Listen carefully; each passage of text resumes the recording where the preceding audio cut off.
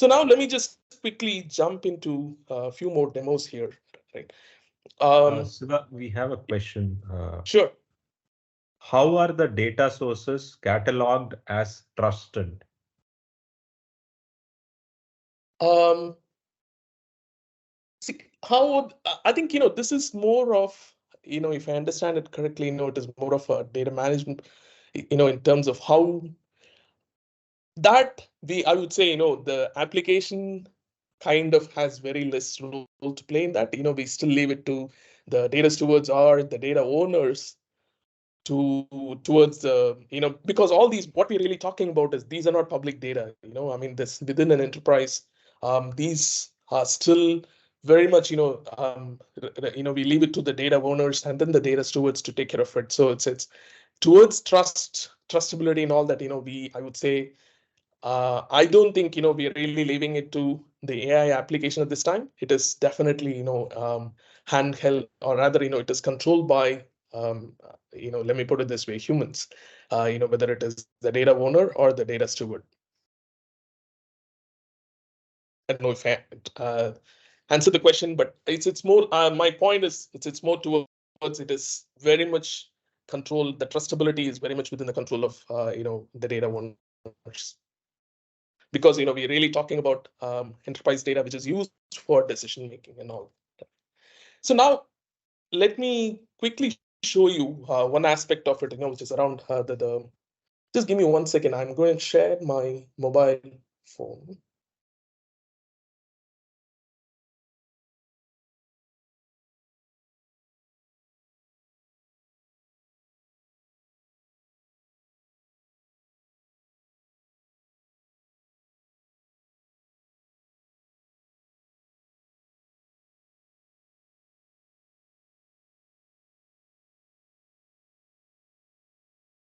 Can you see my screen, Bharat? Yes, we can see your screen. Okay. So let me show you the app. So this is the Kea Mobile app, right? So it's basically there is a whole bunch of data sets. It has access to, say for example, let me pick this one, and so I can have so I can just go and ask a question. I mean, both in the voice mode as well as the text mode. Say for example, I'm just going to ask this question. So mostly, even on the way some of our customers have even used it, it's kind of available in an iPad on a meeting room. So it is almost like you have this as a data buddy for many of the meetings, right? Say we are analyzing a particular, say a quality, anything like that, so it is almost like having the data analyst, virtual data analyst sitting on the, sitting along with you on the meeting room, right?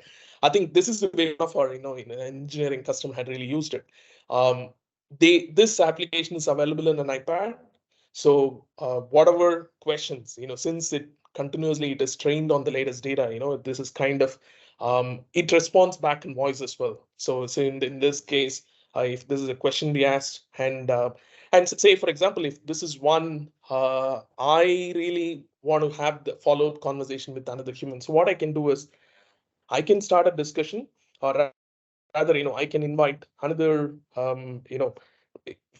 person who's really responsible for this. So right, and then I can bring them into the conversation, and both of us can analyze this problem, and then have engage in a discussion, and then on this. So the way it works is, rather than how we normally do it today, when something like this is there, I'll take a screenshot, or rather, share this report with somebody in an email and ask them, hey, can you look at this? Why is this number going like this and all, right? And then that person has to respond back in an email in an offline way. Rather, what we're really saying is, so there is this AI, the chat conversation AI solution available, this Kea.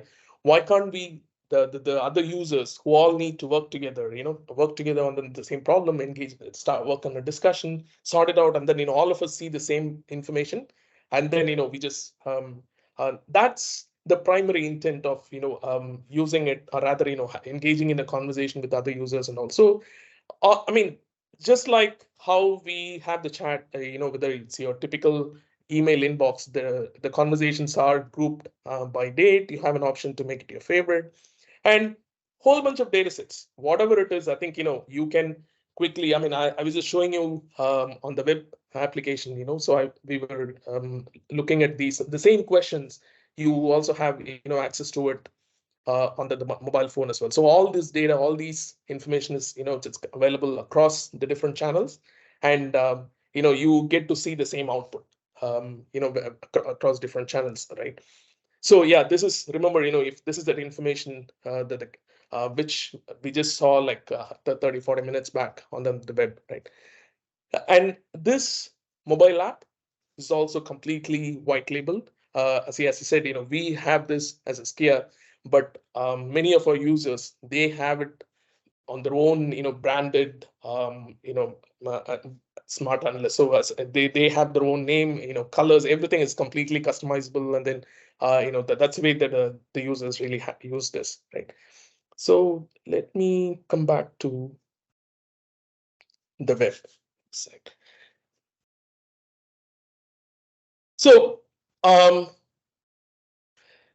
this, I mean, coming back to the other, the web application, I also talked about the search one.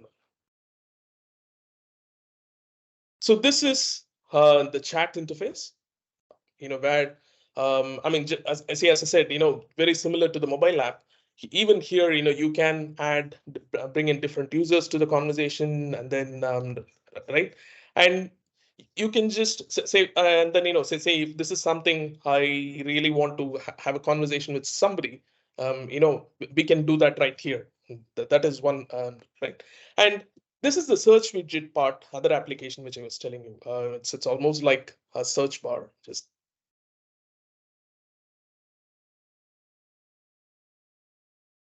Yeah, just like how you have a chat interface here, where you ask the question, here it is a simple search bar kind of interface. And then, this search bar, again, it's completely white labeled. And, so say for example, this is a question, which we just saw on the mobile phone. This, um, it kind of, it's almost like your search engine like interface, and you can embed this search widget on any of your other enterprise applications, right? I think that way, that's why, we also call this as more as a chat widget.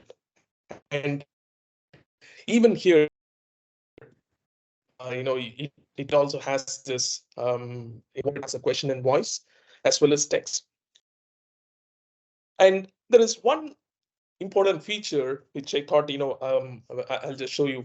See, we were talking about how dashboards, that there are like so many dashboards, and then, we also talked about the scenario around death by metrics and all this, right? So what we're really trying to, one way, we could really solve this. Say, for example, I am regional sales manager, or rather, I have my sales review meeting coming up this Friday. I'm just trying to gather some data, right? What we normally do, we kind of assemble those, metrics in a presentation, getting ready for the meeting and all that, right? So what we have really tried to reimagine that whole scenario is something like this. Say, I'm just asking a question on.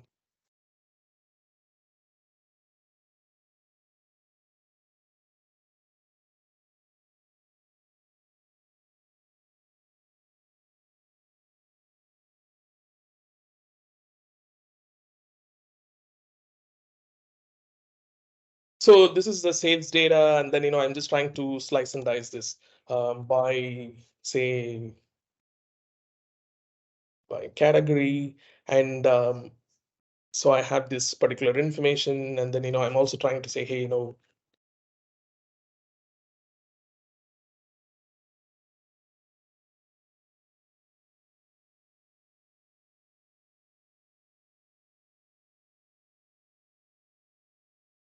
so it's like, hey, let's just go by the number of orders, right? So what is the most popular shipping mode that was used? So it just tells me, hey, standard class is the most common one used. So basically, we ask a whole bunch of questions. So now, say, for example, I like this. I can say that, hey, I can create what is called as a storyboard. Let me add this story here. So let me, hey, so I'm just trying to create a story for this, and I'm also adding, hey, this is.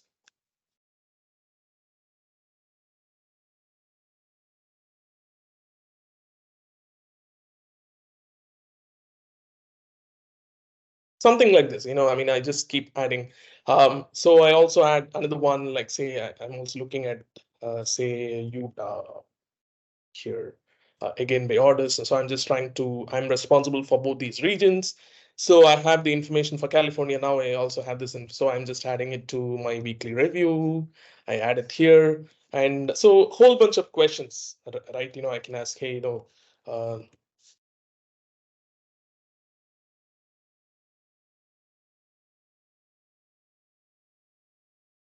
so it just gives me this. So I also add this to my storyboard, right? So now I have something like this. I mean, so I have a storyboard created. On the meeting side, what I can really do is, so I have my weekly review, all these different stories created. The best part about this is I can use this to for my meeting, to really run a presentation rather than having a presentation with static images, right? Here I really have a whole bunch of metrics, and these are real time, in the sense when I move across this, it is basically, it still gets me the data as of that particular moment. It is not really images. And even at this time, if suddenly, usually the way the meetings happen, someone would have a question, on this particular data point, right? You have an ability again, to come back and ask that question. So this is one of the, I mean, the significant upticks, what we really see, or rather, some of our users have used it. It's like you're not just limited to the three story points, what you really have. Okay, so it basically, it is a live data. It's like, even though you're running it more as a presentation, it just the most current or the most live data, is what is really bringing it out of it. At the same time, you also have an option to um, any other questions. Usually, that the meetings end up with, so you're not really, the way it would normally happen is by, hey, let me get back to you on this, right? I think that's kind of very common way in which, we normally do that. Instead, since you have an interface like this here, any of those follow-up questions could be asked right there. And to just to go with your presentation. I think this is one very common which many of the users use. It's around this concept called storyboard. Okay. Any questions?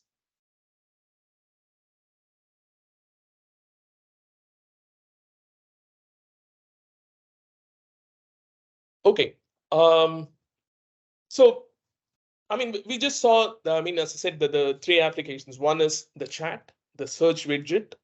The other one, I also showed you the mobile app.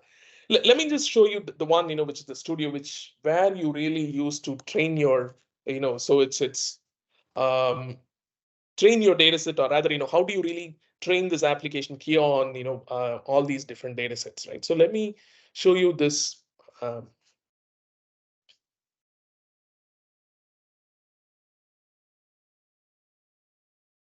So these are the different data sets which we have really, how do I really train these data sets? It goes like something like this, so if you can upload it via a file, or you can say, for example, you can even connect to a database. Say it could be your Salesforce data sitting in, or rather, your HubSpot data, CR, anything. Any of those, I mean, we have an ability to source the data through API, and how frequently you get it, you have all the option, to schedule those as well. Either, or if the data is sitting in a database, you can even connect to it. Or as I said, you can connect to a live application. Just provide the endpoint with few other configurations. And now that this application is going to source it, based on the time frequency which you define, and then that is what is really used to train the underlying models, for it to answer. Say, for example, the one which we have here, this is purely, it runs through APIs, right? And I also talked about the glossary management. So say, for example, that there are different attributes here, and so we have this, the data types and all, and this is where you really define the synonyms. Say, for example, I have an attribute called created by, but I would like to refer this in the question as a creator. Or if there is something else, I say, even if I want to call it as, say, an engineer. So the kind of, I mean, I think there is another one. It's already, so it says it's a duplicate, right? It's here. So it says, it is already used. So anybody who's asking these questions could refer to this particular attribute either as an engineer, developer, or assigned to, it kind of, you kind of build a vocabulary, because vocabulary is it's extremely critical, for your language understanding, for even the model to respond back with the right question and all that, right?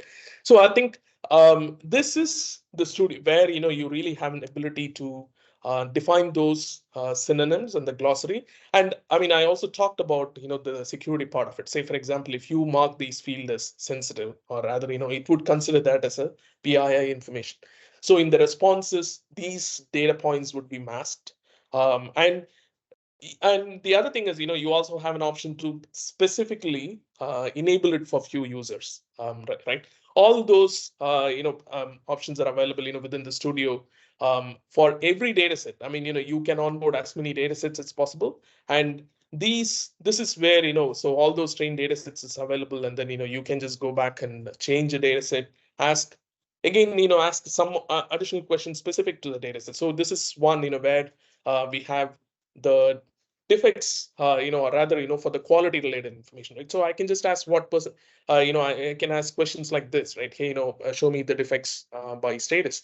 So it's just going to answer those questions, specific to this data set. So what are some of those attributes, so that's what I really have here, right? Every data set, irrespective of, what, I mean, the application doesn't care, all it, whatever the data, it's going to be trained on, it can respond back, right? I think that is the whole power of this application, in terms of you achieve all this, through a studio like this. And then, you just keep training different data sets, and the application kind of understands it, and then, it has an ability to respond back, very similar to the chat GPT kind of interface, what we just spoke. I mean, while that is mostly on the underlying text-based data, here, this application, our application kind of has an ability to even crunch the numeric or any other data types, and then, come back with the responses, right?